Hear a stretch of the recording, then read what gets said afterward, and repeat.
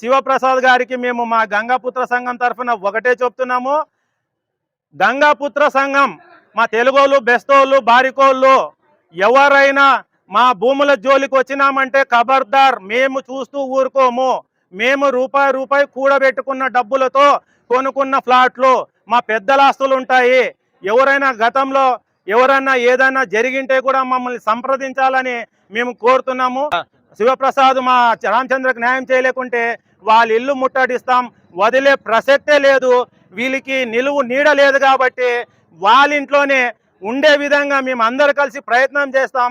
మీరు తక్షణమే మా రామచంద్రకు ఫ్లాట్ ఇవ్వకుంటే గిన ఈ పరిణామాలు తీవ్రంగా ఉంటాయని శివప్రసాద్ గారిని మేము హెచ్చరిస్తున్నాము. రామచంద్రకు న్యాయం జరిగేంత వరకు పోరాడతాం. రామచంద్రకు న్యాయం జరిగేంత వరకు పోరాడతాం.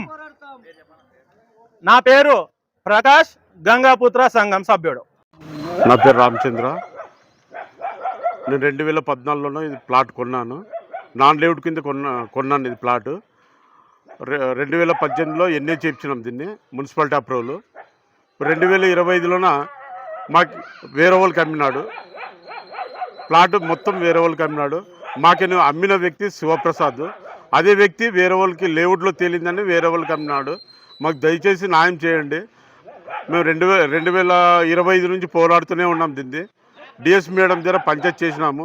ఆ మేడం కానీ ప్లాట్ ఇప్పిస్తానని ఒప్పుకున్నాడు. కొన్ని రోజులు అయింది, కొన్ని రోజుల వరకు టైం తీసుకున్నారు. మరి ఇప్పుడు దాదాపు 3 నెలలు అయిపోతుంది. మాట వెళ్తే బళ్ళార్లో ఉన్నాను, రాయచూరులో ఉన్నాను, వేరే దగ్గర ఇంటికాడ పోయేస్తే ఇంట్లో వెళ్ళి వ్యక్తిని అడిగితే మీరు పోయి ఆయన్ని అడగండి అని చెప్తున్నారు. మేము వాళ్ళ ఇంటికి పోయినా కానీ వాళ్ళు ఆయన దొరకడం లేదు. మాకు దయచేసి న్యాయం చేయండి. ప్లాట్ నంబర్ ఇది 1, ప్లాట్ నంబర్ 1, నాన్ లేఅవుట్ కింద ప్లాట్ నంబర్ 1. నా పేరు రామచంద్ర, ఆదోని. మాది 3.5 సెంట్లు ఇది. అమ్మిన వ్యక్తి శివప్రసాద్ మాకు అమ్మినాడు. అదే వ్యక్తి మళ్ళీ వేరే వాళ్ళకి అమ్మినాడు. ఎన్నిసార్లు అమ్ముతాడు, ఎన్నిసార్లు కొనేవాళ్ళు కానీ బాగానే ఉన్నారు ఆదంలోన. మాకు దయచేసి న్యాయం చేయండి. మనం నాన్ లేఅవుట్ కింద ప్లాట్ కొన్నాం. ఇది నాకు న్యాయం అంటే ప్లాట్ ఇవ్వాలి, నా ప్లాట్ నాకు ఇవ్వాలి. మేము రూపాయి కూడబెట్టుకొని ప్లాట్ కొన్నాము. రూపాయి పెట్టుకొని ప్లాట్ కొన్నాము. దాన్ని మాకు మోసం చేసినాడు. మాకు ఇప్పుడు మాకు బాడీ కట్టాలని, మేము బాడీ ఇంట్లో ఉన్నాము. బాడీ కట్టాలని చాలా ఇబ్బంది ఉంది. దయచేసి మాకు న్యాయం చేయండి.